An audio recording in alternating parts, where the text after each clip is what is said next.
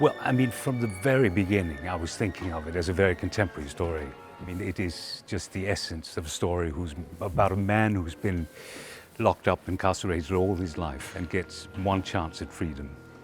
And because he's so incensed about all the things he's missed out on, he goes completely on a rampage and he's put back into prison.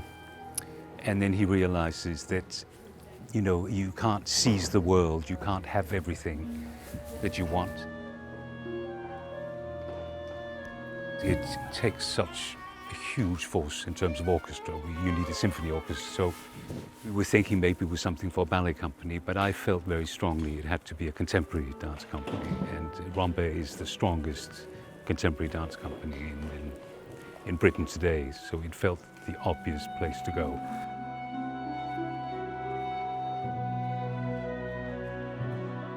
I've always been interested in cinema, and I think to try and find a way of bridging cinematic storytelling with dance and movement and music is interesting. I've heard a lot about Lutoslawski, but only by name. I mean, people rate him with Stravinsky and Bartók and Shostakovich. He's one of the 20th century greats. But I didn't know it, so it was only when I started listening about 5 years ago that I really realized that he's an auteur.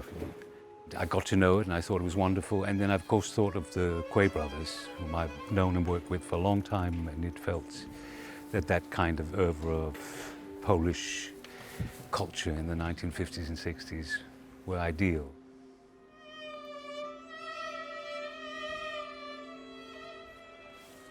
Of course, you always dream of what it's going to be and how wonderful it's going to be, but it is actually the process, it's the making of it, there and then, with the dancers in the space that's important.